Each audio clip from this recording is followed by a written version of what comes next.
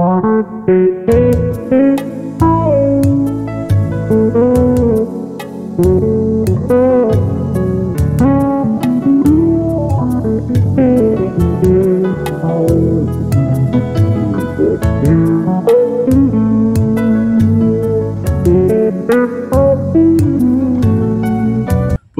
Bonjour.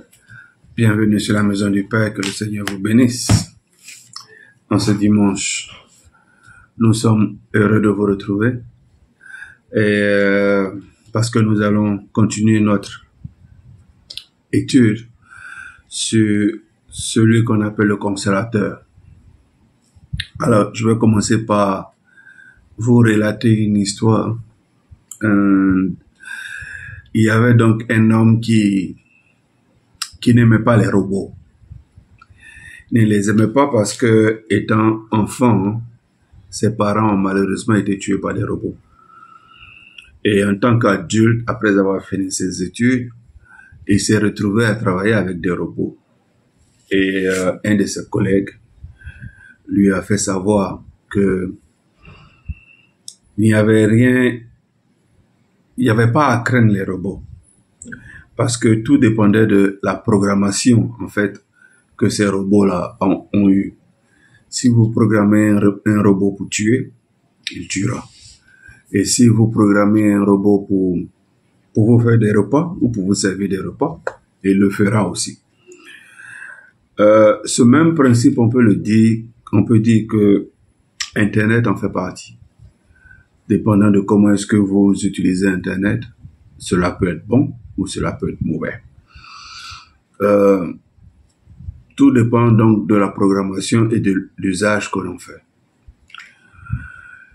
Donc, le Seigneur nous dit que cette même, on va dire, programmation, elle s'applique également à nous. Si vous vous rappelez, plusieurs fois, on a fait mention de cet exemple de quelqu'un qui avait 2 chiens. Et le voisin de ce dernier lui demanda lequel des 2 chiens identiques, on va dire jumeaux, était le plus fort. Et ce dernier répondait chaque fois que c'est celui que je nourris qui est le plus fort. Alors, il est à lieu de se demander qu'est-ce que nous nourrissons. Est-ce que nous nourrissons l'esprit ou alors nous nourrissons la chair? Et pourquoi est-ce que cela est important? C'est important parce que beaucoup de gens viennent dire ou alors prétendent qu'ils ont la paix avec telle ou telle situation. Ils disent qu'ils ont la paix comme si c'était quelque chose de magique, quelque chose de mystique, qui rend tout en accord avec la réalité biblique. Notre pasteur a demandé au Seigneur comment est-ce qu'il pouvait expliquer cela à ces personnes qui prétendent ou qui disent qu'ils sont en paix avec tout le monde, avec tout. Ce qu'il faut savoir, c'est que si la paix est biblique et que le Seigneur Jésus est le prince de la paix, cela ne signifie pas forcément que tout ce qui nous entoure, qui nous procure de la paix, vient de Dieu. Le fait de se sentir bien ou le fait de sentir qu'une situation est bonne n'en fait pas nécessairement quelque chose qui est conforme à la volonté de Dieu. La paix est trompeuse car elle dépend de ce qui a ou de ce à quoi notre cœur à nous est dévoué. Ok. Dans ce monde qui vise à se sentir bien, utilisons-nous la paix pour justifier nos péchés? Utilisons-nous la paix pour justifier nos émotions? Cette vie qui nous considérons comme précieuse à nos yeux, est-elle précieuse seulement pour cette vie? Vous devez prendre cette décision et vous ne pouvez pas avoir un pied dans chaque pot. En d'autres termes, est-ce que nos vies sont-elles tournées vers le Christ? Sommes-nous dévoués à lui obéir? Gardons-nous les yeux fixés sur les choses d'en haut? Si c'est le cas, alors nous aurons la paix avec les choses d'en haut. Mais si nous gardons nos yeux sur les petites choses terrestres, nous aurons la paix avec ces petites choses, ainsi qu'avec tout ce qui découle de cela ou de là. C'est une tromperie. Tout comme d'autres choses peuvent vous tromper, alors la paix aussi peut vous tromper, si elle n'est pas appliquée dans la manière biblique. Alors lisons Philippiens chapitre 4 versets 6 à 7. Alors c'est ça qui est la manière biblique. Ne vous inquiétez de rien, mais en toute chose, faites connaître vos besoins à Dieu par des prières et des supplications, avec des actions de grâce, et la paix de Dieu qui dépasse tout ce que l'on peut comprendre, gardera vos cœurs et vos pensées en Jésus-Christ.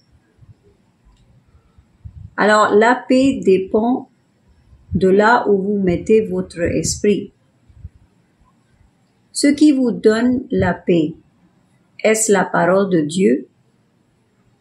Alors, si vous ne renouvelez pas votre esprit, alors dans ce cas-là, tout dans le monde peut aussi vous donner la paix. Et ce qui fait la différence dans notre vie, ce n'est pas tant ce que vous connaissez de la Bible, mais combien la parole de Dieu vous transforme. Et alors pour cela, nous avons besoin de l'Esprit Saint. Nous avons besoin de l'Esprit Saint de Dieu pour terminer notre course. Et Jésus est le précurseur et celui qui rend parfait notre foi. Mais il achève cette foi en nous lorsque nous nous soumettons à l'Esprit Saint. Et cela s'appelle la sanctification.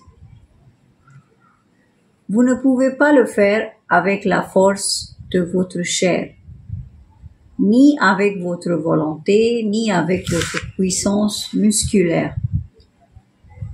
Si vous essayez ça, cela ne durera qu'un certain temps et vous mènera dans la mauvaise direction, car cela n'est pas la manière dont le Seigneur veut que cela soit retenu en mémoire. Alors, nous prétendons tous avoir la liberté en Christ. Mais je vous parle de ce que le Seigneur a dit. La résurrection, ou alors sa résurrection, est-elle juste un fait historique ou c'est une évidence pour vous? Nous croyons tous que Jésus est mort et ressuscité. Mais est-ce que chacun d'entre nous croit qu'il y a une tombe vide quelque part en Israël, une tombe qui appartenait au Seigneur Jésus? Voilà pourquoi Jésus est ressuscité. Mais est-ce que c'est un fait historique? Ou alors on croit à cette évidence?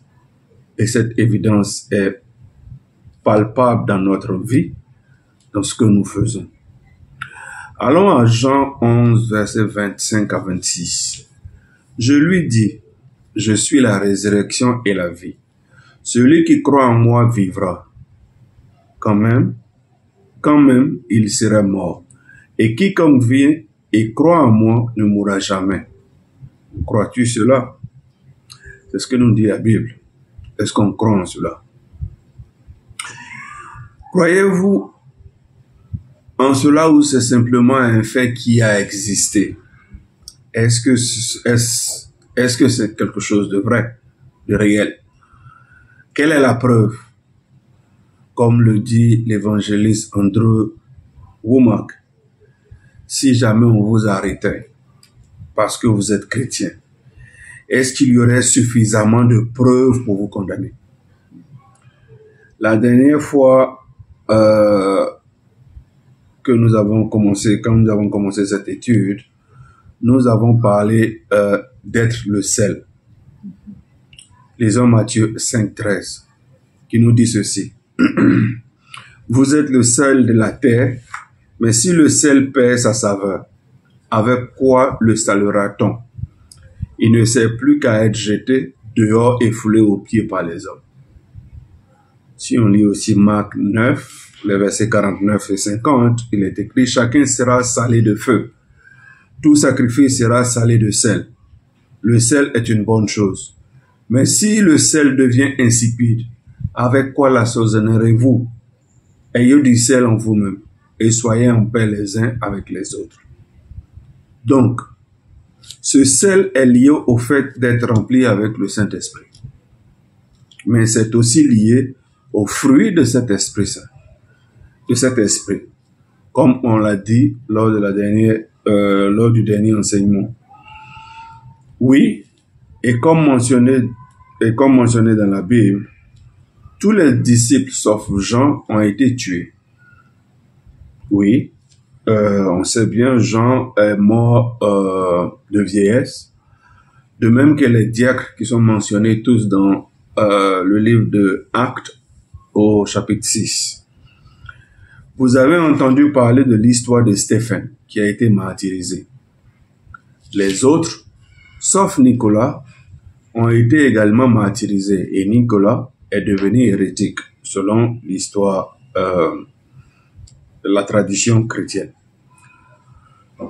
Lorsque nous disons que nous devons être remplis par l'Esprit, par le Saint-Esprit, Dieu demande quel est le résultat de ce remplissage. On est rempli du Saint-Esprit et ça fait quoi? La réponse est très simple. On devient libre d'être celui que Dieu veut que on soit. Sans barrière, sans arrière-pensée. Avant, nous étions tous libres d'être soi-même. Mais lorsque nous donnons notre vie à Jésus et qu'il devient notre Seigneur et Dieu, nos projets sont certes les nôtres. Cependant, cette liberté que nous avons est de plus en plus alignée avec le plan que Dieu a pour chacun de notre vie. Alors, j'ai la confiance de dire que je suis une œuvre en cours. Comment ai-je cette confiance? Nul n'est fort, nul n'est parfait. C'est Dieu qui fait de nous ce qui nous sommes. De cette manière, nous avons la confiance de dire que le diable n'a rien en nous. Lisons Jean chapitre 14, verset 30, il est écrit, Jésus a dit, « Je ne parlerai plus guère avec vous, car le prince du monde vient. Il n'a rien en moi. » Alors, nul n'est parfait, et si le diable vous confronte avec vos imperfections passées, dites-lui simplement d'aller parler à Jésus. On lui appartient. Avec qui avez-vous la paix? C'est pourquoi nous continuons à vous dire que la nouvelle alliance que nous avons en Christ est meilleure que l'ancienne alliance. L'alliance vous dirige vers le chemin qui vous conduit au salut. Si vous le suivez, vous entendrez une voix derrière vous. Et cela signifie que vous avez dépassé Dieu, que vous faites quelque chose de votre propre chef. C'est pourquoi c'est derrière vous. Et il dit, marche dans cette voie. Puis, vous vous retournez et prenez ce chemin. C'est la voie du salut. Comme c'est écrit dans la Bible, qui est Jésus? Il dit, je suis le chemin, la vérité et la vie. Amen. Donc, comment est-ce que la résurrection de Jésus-Christ est-elle évidente dans votre vie pour que tous la voient? Quelle est la démonstration? Jésus a démontré qu'il venait de Dieu par des miracles. Il enseignait les préceptes de Dieu et il encourageait les gens. Et ceux qui étaient ses disciples ont également pris exemple sur lui. Quand il encourageait, c'était de manière spirituelle et pas matérielle. Et quand il enseignait des choses d'ordre spirituel et pas matériel. Et c'est ce que vous lisez dans Matthieu 5. Heureux ceux qui sont pauvres en esprit, car le royaume des cieux est à eux. Alors, comprenez-vous, tout est inversé et la Bible parle des gens qui bouleversent le monde. Même maintenant, Dieu accomplit cela. Alors, pourquoi dites-vous que c'était impossible? Les miracles qui ont été accomplis sont faux, ce qui signifierait que tout miracle peut être faux. Les miracles peuvent être faux, même les richesses peuvent être fausses. Lors de la tentation de Jésus, le diable lui a offert toutes les richesses, tous les royaumes. Mais c'est écrit en Proverbe, chapitre 10, verset 22, « La bénédiction de l'Éternel est celle qui enrichit, et il ne la fait suivre d'aucun chagrin. » Amen. Alors, est-ce que nous pratiquons donc une vie de résurrection? Beaucoup de gens disent, oh, je ferai ceci quand je rentrerai dans la vie éternelle. Mais qu'est-ce que nous dit Jean 17.3? Jean 17.3 nous dit, oh, la vie éternelle, c'est qu'ils te connaissent, toi, le seul vrai Dieu, et celui que tu as envoyé, Jésus-Christ. Donc, dès le moment que nous connaissons Jésus-Christ, dès le moment que nous savons que Dieu est le vrai Dieu, nous sommes rentrés dans la vie éternelle. C'est pas quand nous mourrons ou partons, je sais pas où. C'est dès ce moment-là. Vous connaissez-vous Jésus et connaissez-vous qui est le vrai Dieu? Cela signifie que vous êtes rentrés dans la vie éternelle, comme je le disais. Vous êtes destinés à l'éternité. Peu importe les choix que vous faites entre la vie et la mort. Romains 8 nous dit en effet, la loi de l'esprit de vie en Jésus-Christ m'a libéré de la loi du péché et de la mort. Oui. Tout cela est la preuve dont on a besoin pour montrer que la profondeur de notre péché a été annulée. Allons-y à Colossiens 2.14. Il est écrit, car il a annulé l'acte qui établissait nos manquements à l'égard des commandements. Oui, il a effacé le clouant sur la croix. Il est cloué sur la croix, ce que le péché réclame. Il a cloué à la croix. Oui, nous avons racheté cela. Nous avons été rachetés. Cela signifie que le diable qui nous retenait en otage, Jésus a payé le prix et nous a libérés. Jésus a payé le prix, oui, puis nous sommes devenus une nouvelle création en Christ. Amen. Votre passé n'a donc plus d'importance. Arrêtez de penser à votre passé. Car 2 Corinthiens 5, 21 nous dit, celui qui n'a pas connu le péché, Dieu l'a fait devenir péché pour nous afin que nous devenions la justice de Dieu. Donc si Dieu a fait celui qui n'a connu aucun péché, péché à notre place, cela veut dire qu'il faille qu'on arrête de penser à notre passé. Tout cela est là et on peut continuer en fait. On peut énumérer les versets. La liste est longue.